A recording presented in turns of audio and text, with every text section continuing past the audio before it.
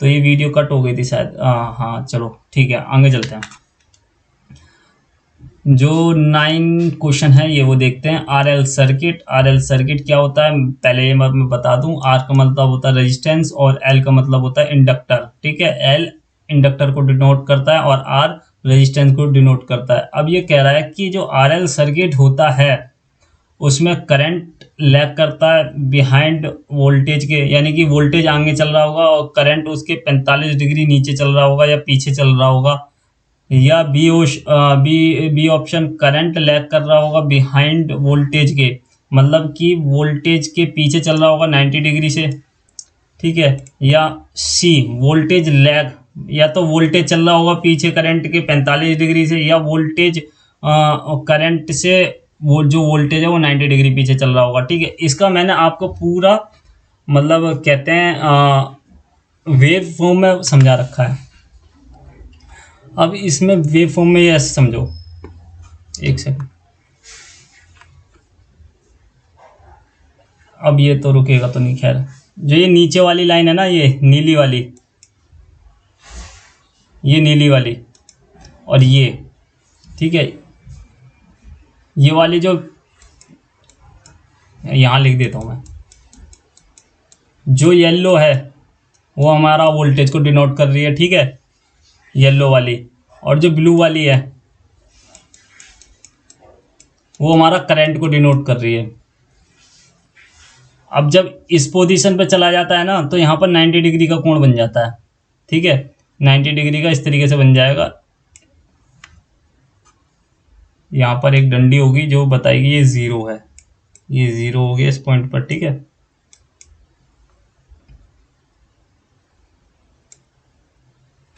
जो करंट होता है जो हमारा, वो नीचे से यहाँ से नेगेटिव से स्टार्ट होता है, और जो वोल्टेज हमारा यहाँ पॉजिटिव से स्टार्ट होता है। पॉजिटिव यूँ करके जाता है, नेगेटिव यूँ करके नीचे तरफ जाता है। और जब इनका कोण बनता है तो यहाँ से 90 डिग्री का कोण बनेगा, ठीक है। और ये हाइपोटेनियस हो गया, इसको हाइपोटेनियस कहेंगे, इसको बेस कह सकते हैं, और इसको परपेंडिकुलर, ठीक है।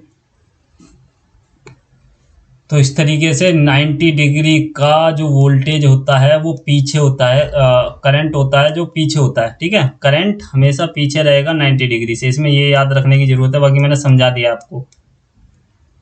करंट पीछे होगा, वोल्टेज आगे होगा, और यहाँ पर 90 डिग्री होगा, ठीक है। और ये क्वेश्चन कई बार पूछा गया है तो इसलिए इसको याद रखना बहुत ज़रूरी है। चलते हैं नेक्स्ट क्वेश्चन पर। हाँ, और आर एल का मतलब ये रहा सर्किट, ठीक है। ये आपका इंडक्टर हो गया,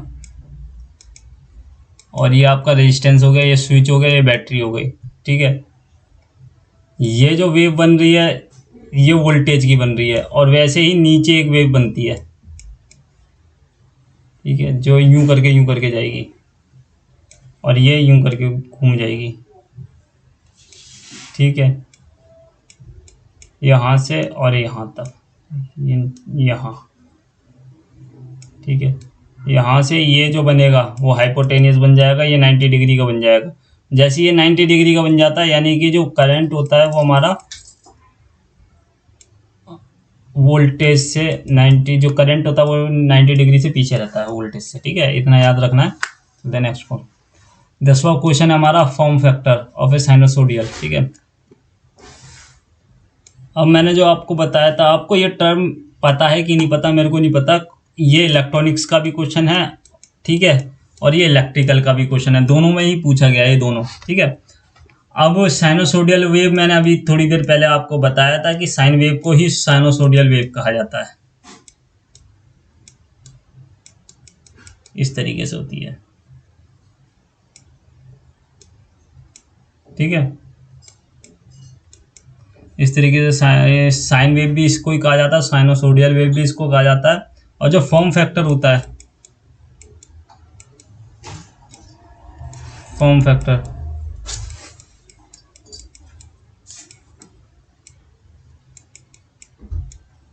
फॉर्म फैक्टर हम किसको कहेंगे अभी मैं बताता हूँ। R M S upon average जो वैल्यू बताई थी अभी, आर एम एस, और जो एवरेज वैल्यू मैंने अभी आपको बताई थी क्या थी, 0.7 याद करने के लिए कहा था, 0.6 याद करने के लिए कहा था, ठीक है। तो इधर 0.7 लगा दो और इधर 3.7 लगा दो, ये हाँ ये इस तरीके से, ठीक है। इसको कहते हैं फॉर्म फैक्टर, ठीक है। अब डायरेक्ट ये ना पूछकर यहाँ पर ऑप्शन में अभी तो हमें ये दिया हुआ है, समझने वाली बात है, ध्यान से समझना थोड़ा, ठीक है। अभी हमें ये दिया गया है 0.707 और 0.637 दिया हुआ है ना, ये रहा। ऑप्शन में ये ना देकर एक और वैल्यू दे सकता है जो कि होती है 1.11। अब इसका क्या मतलब है, ये 1 जो होती है वो इन्फिनिटी टर्म होती है, तो यहाँ पर 1 कितना भी आ सकता है, ठीक है। तो इसको आपको माइंड करने की जरूरत नहीं है,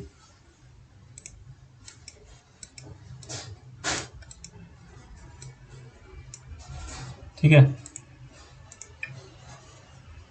एक ये वैल्यू दे सकते हैं ऑप्शन में, एक वैल्यू ये दे सकते हैं, दोनों ही फॉर्म फैक्टर हैं, दोनों ही साइनोसोडियल के फॉर्म फैक्टर हैं और दोनों ही पता होने चाहिए आपको, ठीक है। मैंने एक क्वेश्चन से 2 क्वेश्चन करा दिए आपको, ये भी पता होना चाहिए आपको, ये भी पता होना चाहिए, ठीक है, तभी आपका आंसर जो है वो सही हो सकता है। मान लो जो अब पूछा जाएगा उसमें अगर ये ऑप्शन नहीं दिया, ये दिया हो, तो आपको ये टिक करना है, ठीक है, और दोनों नहीं पूछेगा। अब इस तरीके से देख सकते हो, जब ये नीचे की लाइन पे जब सर्कल बनता है इस तरीके से साइन वेव का, ये देख रहे हो, ये इस तरीके से, तो ये नेगेटिव वोल्टेज हो जाता है, ठीक है, और ये पॉजिटिव रहता है, ये पॉजिटिव रहता है, ये नेगेटिव रहता है, ठीक है। बस इतना ही बताना है, इसमें और कुछ है नहीं। और ये देख लीजिए आप, according to SIS India international standard होता है, या IS इंटरनेशनल स्टैंडर्ड कह सकते हैं, the colour of earthing wire, earthing wire की कलर क्या होती है। जैसे कि आपको पता होगा कि अर्थिंग वायर में हम ग्रीन कलर यूज करते हैं, और कई जगह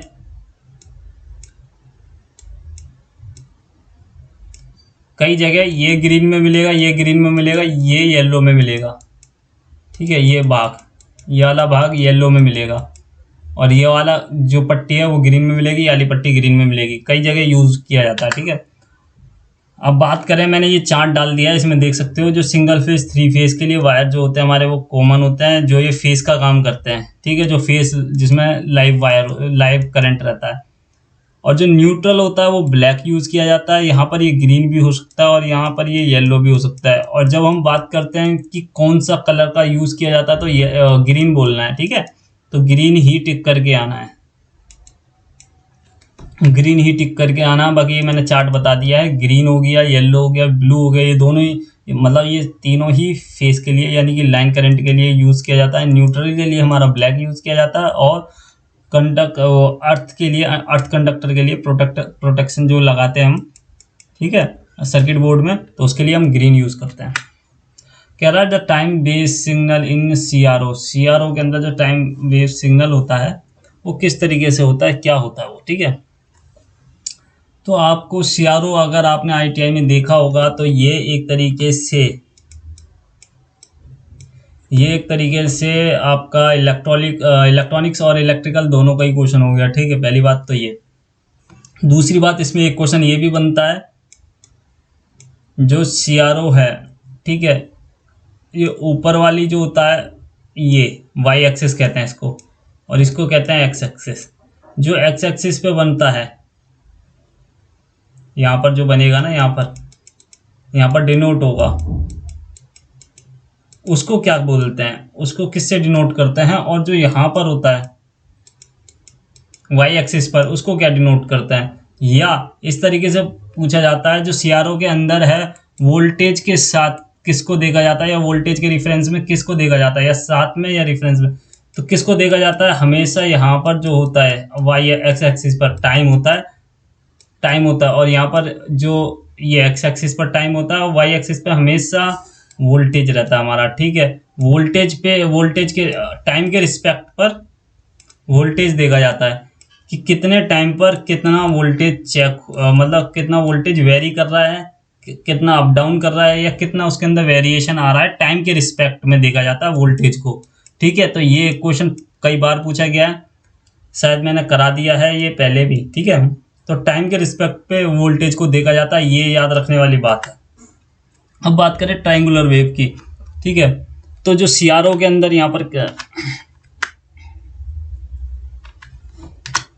अब जो सीआरओ की बात करें तो साइनोसोडियल वेव बोल रखा है। ठीक है, साइनोसोडियल वेव जैसे कि मैंने बताया था आपको इस तरीके से होती है, और यही जब इसको शार्प कर दिया जाता है तो ट्रायंगुलर शेप में आ जाती है इस तरीके से। इस तरीके से शार्प जब इसको कर दिया जाता है तो ट्रायंगुलर शेप में आ जाती है। तो इसको साइनोसोडियल भी कह सकते हैं, इसको भी साइनोसोडियल, कोई बात नहीं। इसको ट्रायंगुलर वेव भी कहते हैं। ठीक है, तो ये भी याद रखना है, और इसको साइनोसोडियल वेव कहते हैं, ये भी याद रखना है। चलते हैं नेक्स्ट क्वेश्चन पर। No signal condition of a transistor refers, जब ट्रांजिस्टर के अंदर कोई भी सिग्नल ना हो रहा हो तो उस स्टेट को क्या होगा, वो उसको क्या कहेंगे उस स्टेट पे? बेस सर्किट ओपन है वो कहेंगे, या कलेक्टर सर्किट ओपन है, या एमीटर सर्किट ओपन है, या सिग्नल वोल्टेज इज जीरो।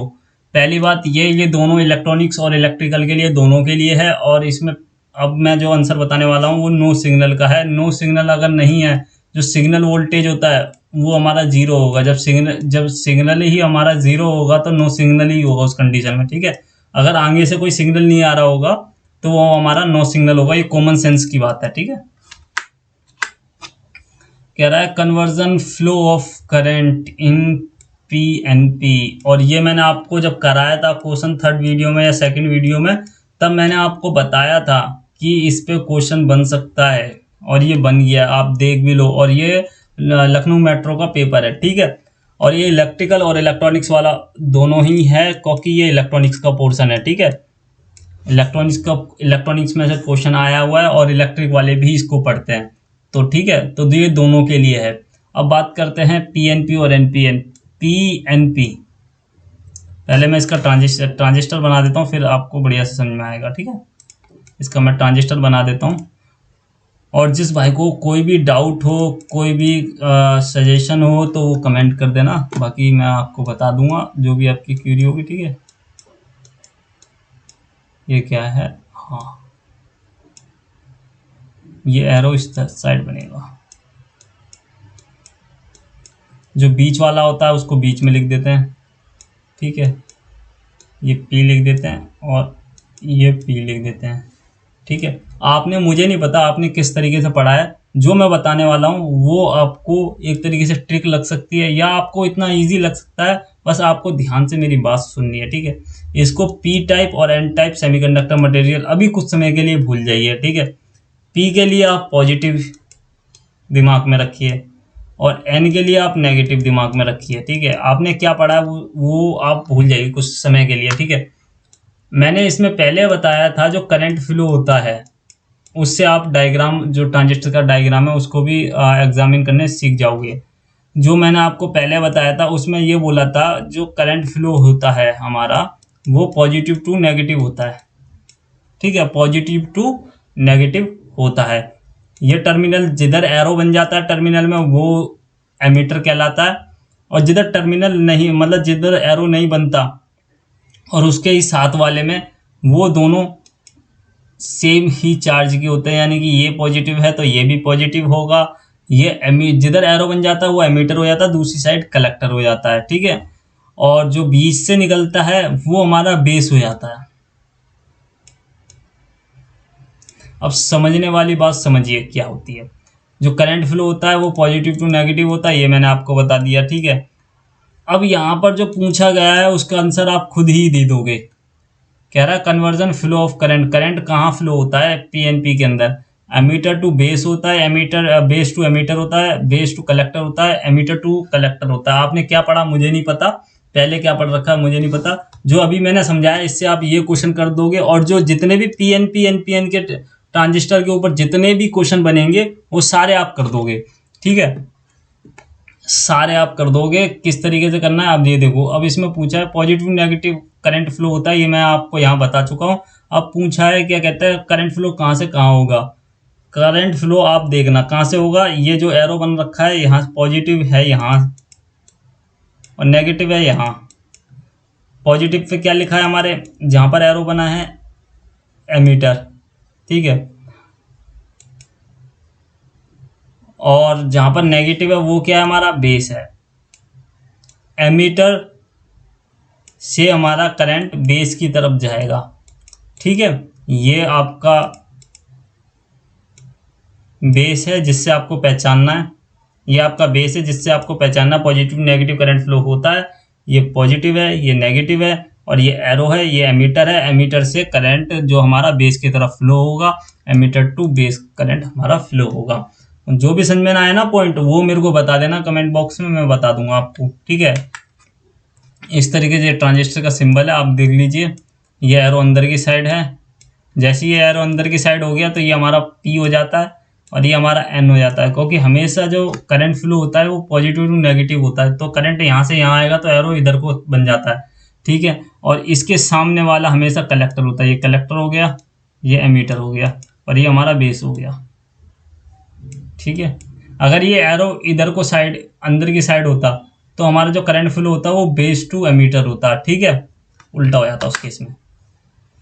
तो आज के लिए बस इतना ही, मिलते हैं नेक्स्ट वीडियो में। जो भी आपकी सजेशन हो, जो भी आपकी क्यूरी हो, वो मेरे को बता दीजिए, कमेंट बॉक्स में डाल दीजिए। ये वीडियो दोनों के ही लिए है, इलेक्ट्रिकल और इलेक्ट्रॉनिक्स दोनों के लिए है, क्योंकि इसमें कुछ पोर्शन है जो हमारा इलेक्ट्रॉनिक्स का था और कुछ इलेक्ट्रिकल का था, जैसे कि फायर एक्सटेंशन, वो हमारा इलेक्ट्रिकल और इलेक्ट्रॉनिक्स में दोनों में आता है, मगर पूछा हमेशा इलेक्ट्रिकल में जाता है। और जैसे कि वायर आ गया, वायर है दोनों का पोर्शन, क्योंकि फर्स्ट सेकंड चैप्टर में है, मगर पूछा दोनों में जाता है। और कई बार देखा गया है कि इलेक्ट्रिकल में ज़्यादा पूछा गया है। तो इस तरीके से आपको देख के चलना है, और मैं इलेक्ट्रिकल के सारे क्वेश्चन ले आऊँगा। और जो मैंने नोएडा मेट्रो के भी जो क्वेश्चन करा रहा हूँ, जो हमारी दूसरी सीरीज चल रही है, उसमें मैं वो ख़त्म होने के बाद जो लखनऊ मेट्रो के 2016 की शिफ्ट में पेपर हुए थे, वो मैं आपके लिए ले आऊँगा, ठीक है। तो आपको दिक्कत वाली कोई बात नहीं है, बस लाइक सब्सक्राइब और शेयर कर दीजिए दोस्तों के साथ। जितने भी आपके भाई बंधु हैं ITI के, सभी को जोड़ लीजिए, क्योंकि इसमें अगर ये चैनल सर्वाइव करता है तो ही वीडियो डाल सकते हैं, वरना कोई फ़ायदा नहीं रहेगा वीडियो डालने के। तो इसलिए ज़्यादा से ज़्यादा लोगों को इसमें जोड़िए, ठीक है। जितना ज़्यादा जोड़ोगे उतना ही ज़्यादा बढ़िया कंटेंट मिलेगा आपको। और भी कई सारी क्लासेस चलती हैं इस चैनल पर, वो देख सकते हो आप। मैथ के लिए अभी SSB की क्लास आने वाली है, वो देख सकते हो आप, ठीक है। बाकी आपके 11th-12th में कोई बिजनेस ले रखी है तो वो सर पढ़ा रहे हो, वो बिजनेस की क्लास भी आप ले सकते हो। और 9th-10th की क्लास स्टार्ट करने वाले हैं, ठीक है, उसका मैथ और साइंस कराने वाले हैं। जो भी आपके छोटे भाई बहन हैं वो भी इस चैनल को सब्सक्राइब कर सकते हैं, उनको भी बोल सकते हो देखने के लिए। अगर आपको वो वीडियो पसंद आती हैं तो आप अपने भाई बहनों को रेफ़र कीजिए देखने के लिए। बाकी मिलते हैं नेक्स्ट क्लास में। थैंक यू, बाय बाय, जय हिंद।